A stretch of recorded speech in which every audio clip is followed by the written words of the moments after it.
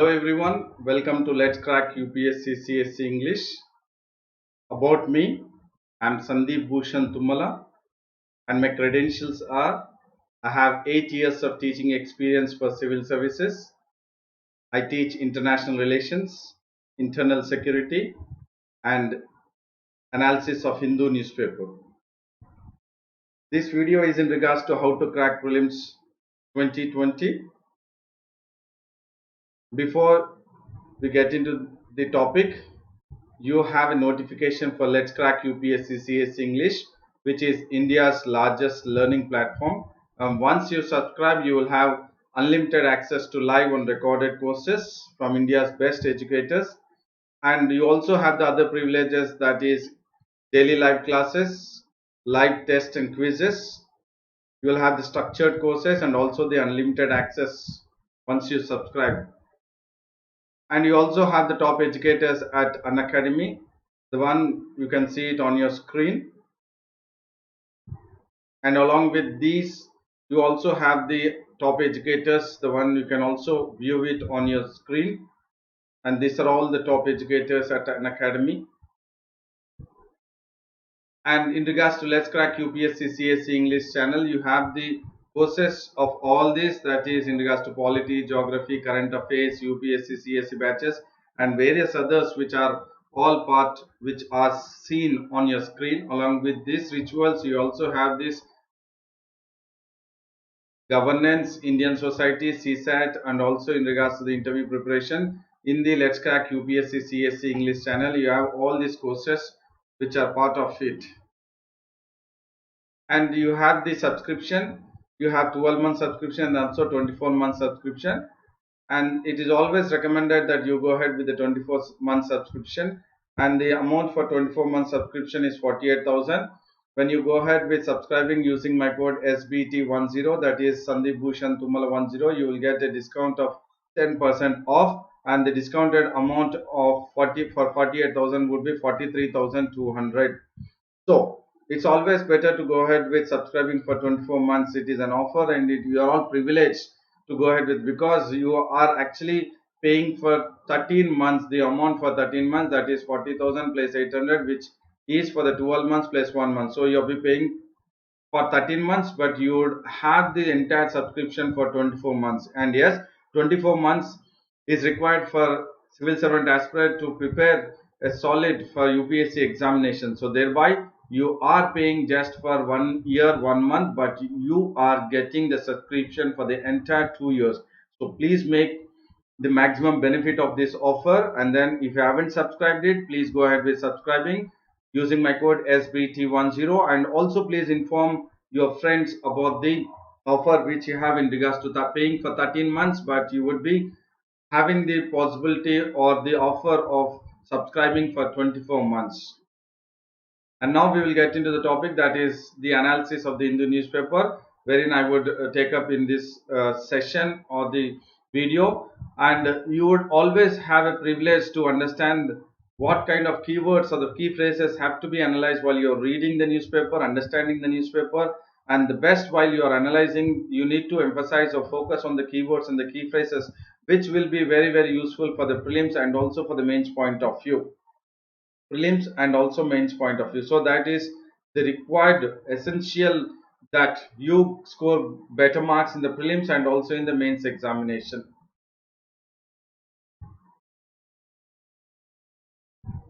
And the topics to be discussed for today is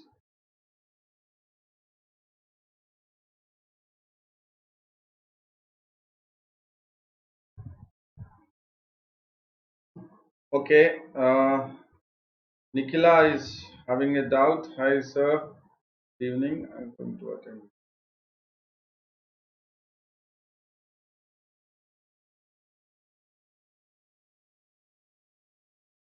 Okay, before I get to the topics to be discussed, the one which I would discuss is the missile deals and the world economy. But prior to that, I would give a suggestions to Nikhila, that it's always recommended that you go ahead with the preparation prior to giving your exam prior to 2 years. If you are giving your exam in 2022, it's always better that you have a serious preparation from 20 itself, now itself, so that you will have a solid understanding, solid knowledge, and also the in-depth understanding of each and every contemporary issues, irrespective of which topic. That is, it could be all the various subjects. It is very essential that you need to have a solid preparation beforehand preparation for 2 years. That is, I would suggest you. Definitely you can go ahead with it, and it's always recommended. 2 years solid preparation is very very important. It's not, UPSC is not that like wherein you can sit for 1 year and then crack it. Okay, only few of them can do it probably, even though, even I mean the one who crack in 1 year actually have a virtual preparation of 2 to 3 years also. They have the virtual preparation of 2 to 3 years earlier itself. So it's always recommended for you to go ahead with the preparation with 2 years in advance before you give the prelims, so that, believe me, trust me, you will be ready to even attend for the interview. You'll be ready to attend the interview. So that much of preparation is required, or it will be, you will gain so much of knowledge, you will enhance your knowledge if you have a solid consistency preparation, strategic preparation from 2020 itself. And now I'll get into the topic, that is, I hope Nikhila has got the required answer. Now I'll get into the topic, that is missile deals. So there is a news in regards to US approves 2 missile deals with India. Here we will try to look at or correlate with something what has happened recently in regards to the hydroxychloroquine. Initially, India has said that we will not go ahead with exporting any hydroxychloroquine. There is a ban in the hydroxychloroquine, they said. But immediately, as US President Donald Trump has said that we are wanting the stocks of hydroxychloroquine, and then US Trump has also made it very clear, if India is not exporting to US the required hydroxychloroquine, then India would go ahead with the retaliation measures. Look at it, retaliation measures.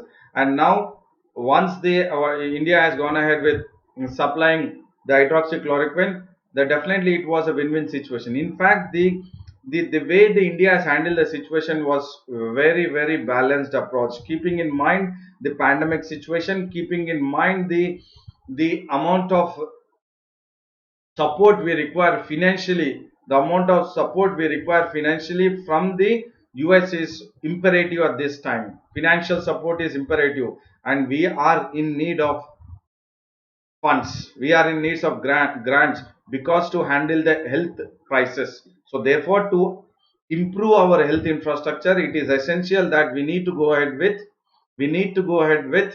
the maintaining a cordial and then win-win situation from various countries, and especially with in regards to India, in regards to US also, it is very essential.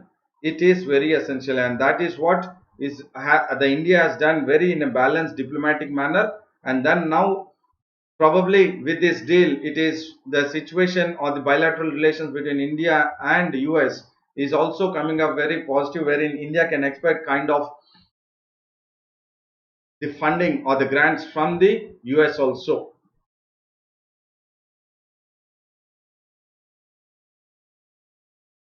And hi to all who are now part of the topic of the discussion. So US State Department has approved 2 potential missile deals with India. So India has approved 2 potential missile deals with India. So one missile we have going at with Russia is the BrahMos missile, BrahMos cruise missile. And now again with US, we have gone ahead with, I mean, US Department has approved the missile deals with India, which is estimated around 92 million US dollars, the first deal, and then the second deal is 63 million US dollars. That means we have the 2 potential missile deals for India, one costing around 92 million US deal, the first deal, missile deal, and the second one is in regards to the 63 million US dollars. So this is important in regards to the prelims point of view. The way the defense procurement is happening between India and US. As I said, if you have attended today's morning class, I was talking about the defense procurement. Also, I mean, in the recent past also, I've spoken about the defense procurement procedure. You have a DPP, defense procurement procedure, and also you have, from India's point of view, you also have a council which looks into the acquisition of defense equipment, that is Defense Acquisition Council.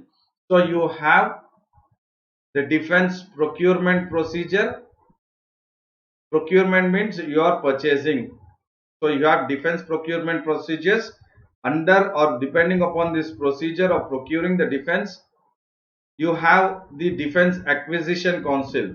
So this acquisition council is the one which acquires the defense equipment which are required for the defense ministry, or else the three services, all the three services, whichever whatever their requirement is, it will take into note, and then they will be preparing the defense procurement procedure, and then it would be under the defense ministry. Again the deal will be taken up, and then now the US department with the Indian Defense Ministry or the DAC, Defense Acquisition Council, and the defense procurement procedures together with the defense ministry have gone ahead with approving two missile deals. One is 92 billion and the other one is 62 million US dollars. And the Defense Security Cooperation Agency is delivering the certification to US Congress. So definitely there has to be a kind of approval from the US Congress itself. So who is going ahead with giving a certification to the US Congress? It is the Defense Security Cooperation Agency. As I was talking about Defense Acquisition Council here in India, please do understand, as I was talking about the Defense Acquisition Council in India, to go ahead with the defense procurement or acquiring defense equipment, the same way you have a cooperation or the agency that is called as Defense Security Cooperation Agency, and this will put a note to the US Congress, and once this US Congress notifies it, then the sale of the missiles from US to India can go ahead. So it is from India's point of view DAC, and from US point of view Defense Security Cooperation Agency which looks into the sale, and here it is DAC which looks into the purchasing of it. And you have under the US Arms Export Control Act, the US Congress has to come out with no objection, or it has to come up with a procedure that it has no objection to go ahead with the sale of missile from US to India. So that is as per the US Arms Export Control. So as per the US Arms Export Control, the US Congress within 30 days it has to raise its objections, or it has to clear the procedure that US is going ahead with the sale to India in regards to the two missiles. So that is again important for prelims point of view. And in the first deal we were talking about the two potential missile deals which has taken up between India and US. And US in the first deal, the company or the contract which is taking up the first missile is the Boeing company. The contractor is the Boeing company, and it is for the deal is for 10 AGM-84L Harpoon Block 2 air-launched missile. This is important again for sheer prelims point of view. So it is what the deal in regards to the first missile. In the first missile, that is AGM-84L Harpoon Block 2 air-launched missile. These are air-launched missile, and the contractor is the Boeing. Between US and India, you have the contractor, that is Boeing, is making sure that it has these missiles to be having a sale from US to India, and these missiles can be fitted to Boeing's P-81, that is Poseidon 8 India Maritime Patrol Aircraft. So this is the Harpoon Block 2 missile, air-launched missile. This is the one. This is the missile, and then these missiles can be fitted to the Boeing's P-81 Maritime Patrol Aircraft, which can be used because India is actually reeling under pressure from its neighboring countries, especially through waters. As India is a peninsula country, we need to protect not only the land border between India and Pakistan or Afghanistan or China or Bangladesh or Myanmar, but also making sure that we need to protect the waters also. The entire South India and then the eastern part and the western part of India should be protected, and there it is very important that this Harpoon Block 2 air-launched missile is important because it enhances India's capability in regards to anti-surface warfare, which can be used through the waters. while it is trying to defend, while India is trying to defend its sea coast or the coastal areas, because it is vulnerable, that we have to protect the entire coastal area from Gujarat towards Bengal, Kolkata. So it is a very big task for India, and this will definitely make sure that India is having a better vigilance over the enemy countries. And the second one is in regards to the Raytheon integrated defense system. The second deal, which is 63 million US dollars, is in regards to the Raytheon integrated defense system. So this is a system. It is an integrated defense system, and it is used for 16 Mk54 all-round lightweight torpedoes. This one is the Raytheon integrated defense system, and in this defense system we have this 16 Mk54 lightweight torpedoes, and also you can go ahead with 3 Mk54 exercise torpedoes, which are fitted to this defense system, and we can go ahead with using it against the enemy or targeting the enemy ship or enemy vessels.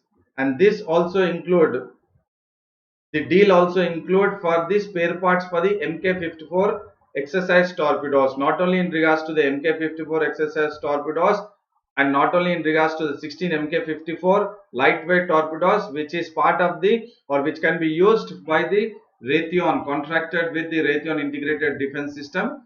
This one missiles, torpedoes can be used, and this is also deal is in regards to the spare parts also. This is again very important for prelims point of view, not only in regards to the missiles, that is 64 Mk54 lightweight torpedoes, and then Mk54 exercise torpedoes, and then also in regards to the AGM-84L Harpoon Block 2 air launched missiles. Along with this, the deal is in regards to the spare parts, because India also goes ahead with many spare parts components manufacturing within India on the initiative, that is Make in India program.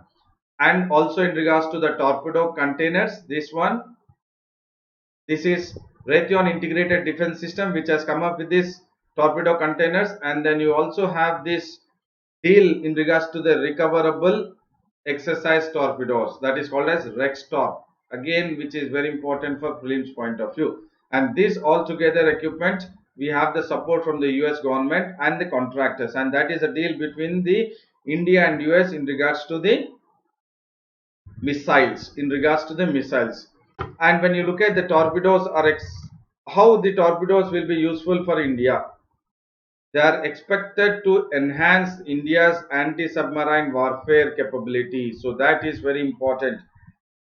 We can use it to enhance India's anti-submarine warfare capability, not submarine, anti-submarine warfare capability, and it can with P-81, this one, as a launch vehicle, and then we can use it. And this is the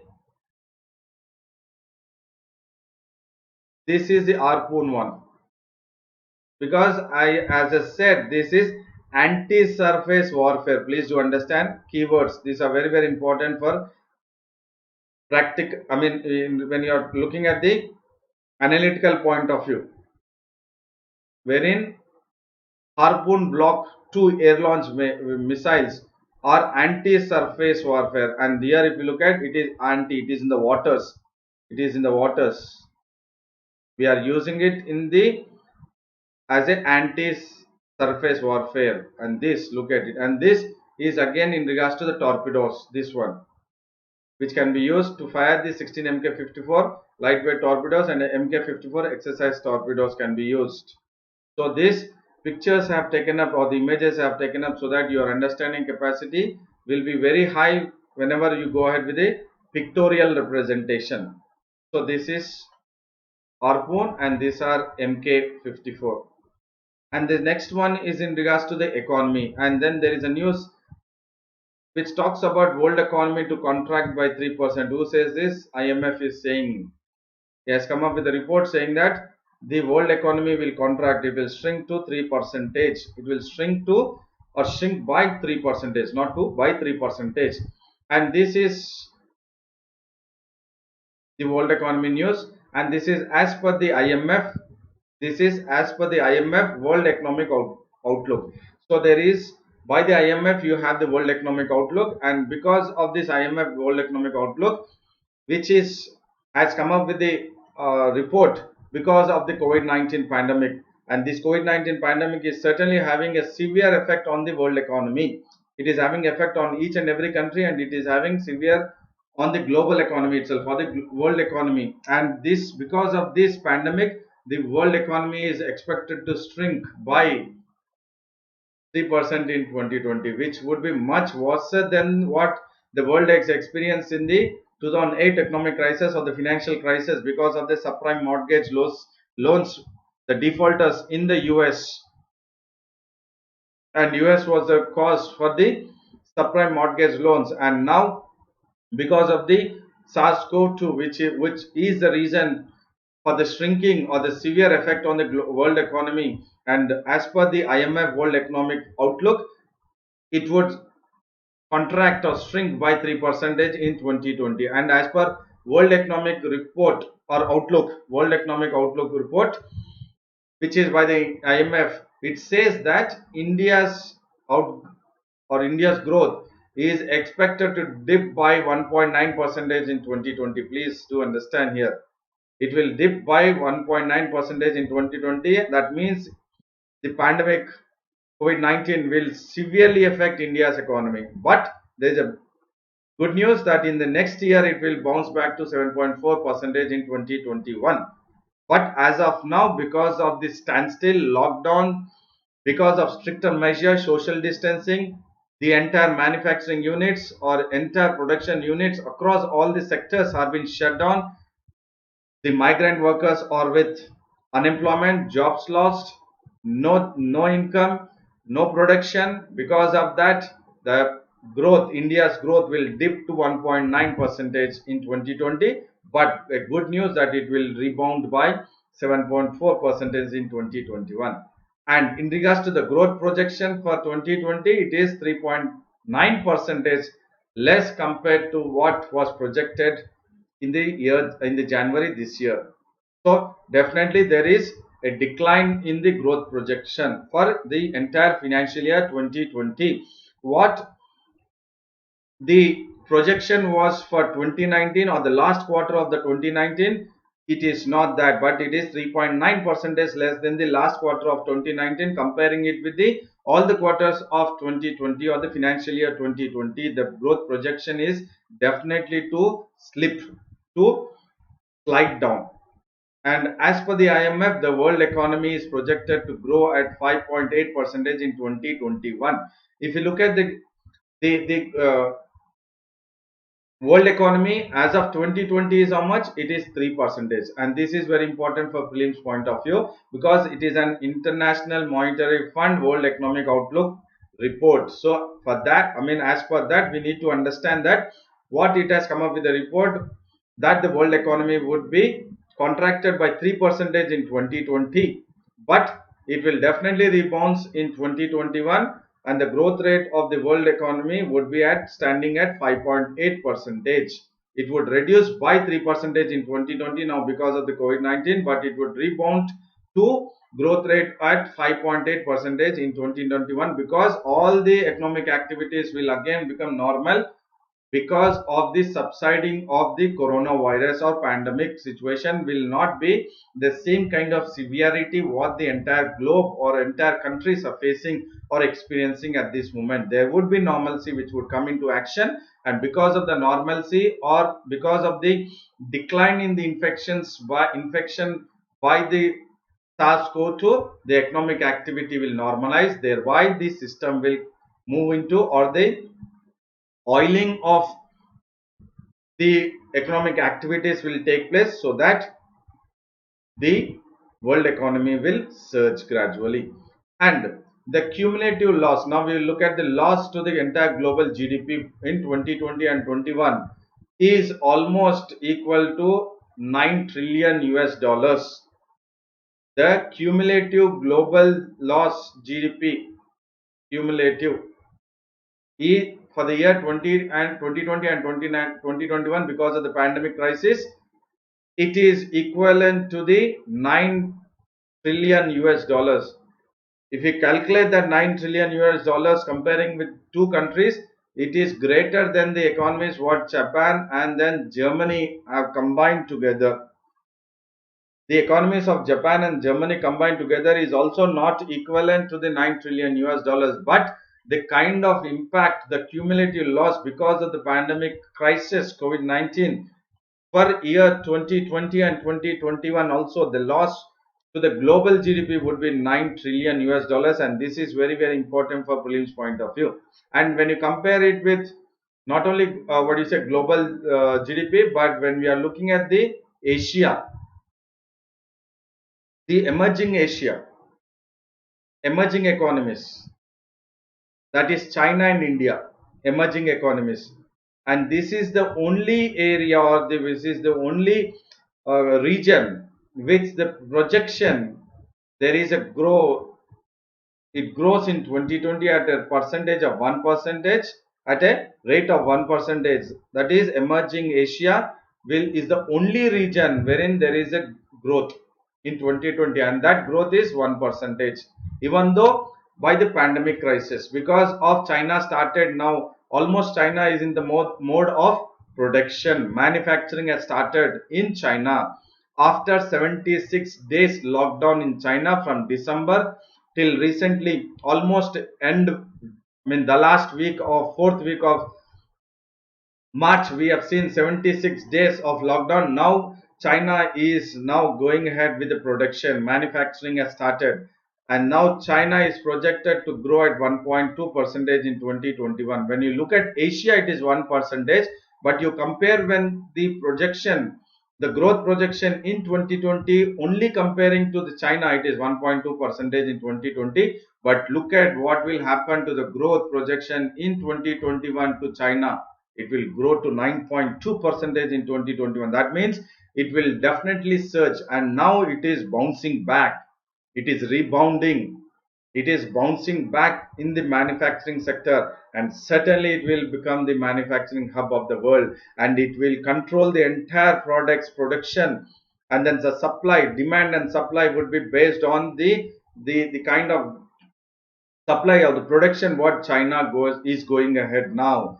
When China is going ahead with the manufacturing, the graph is increasing now, and when you compare it with the all other countries across the world, developed or developing countries, they are declining the manufacturing.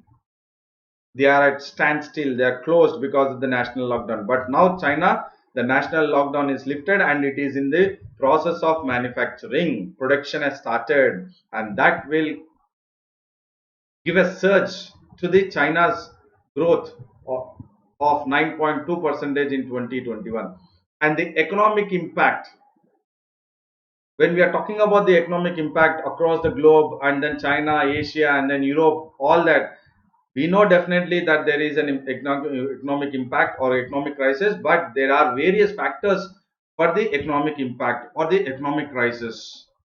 So what are these number of factors which are unpredictable interaction that is what is a part of this pandemic situation which has created a major impact on the economies of various countries is the intensity and the effectiveness of the containment efforts. These are very important.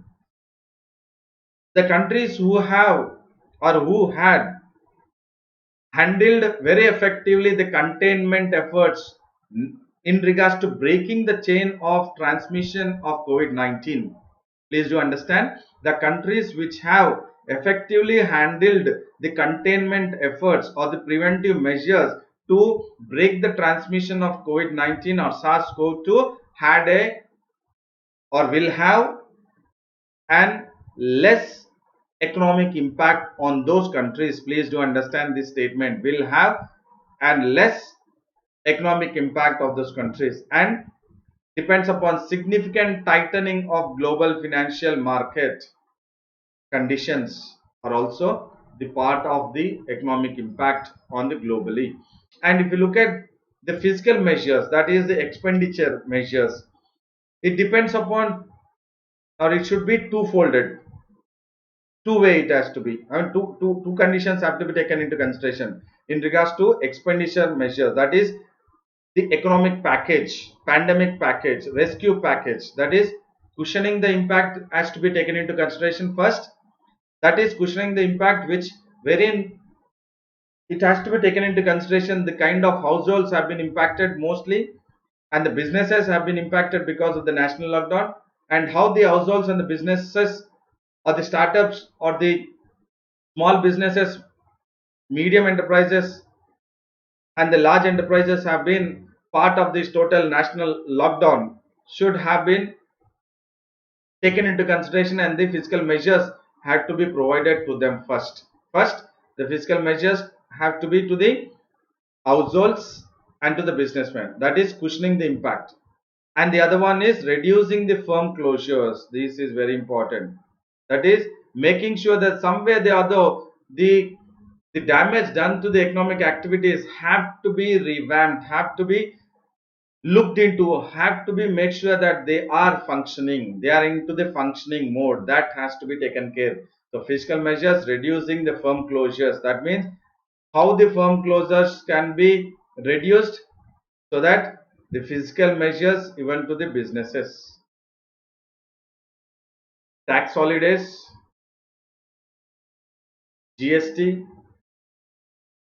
pumping money even to the what do you say, or else giving 3 months or going ahead with the moratorium wherein the loans whatever they have to pay, the EMIs, therein there can be some kind of relaxation. If those relaxations are given, those fiscal measures are put into action, then the manufacturing units or the production units will not be totally shut down, they will not be closed. That is what the fiscal measures have to be taken care. So fiscal measures have to be taken care first, trying to protect the households and then also to the businesses, so that this will impact positively on the economic, not negatively, but it will have a lesser impact. And if you look at the emerging Asia, as we discussed here, the first second point, again the China will have the 9.2 percentage in 2021, so it will bounce back.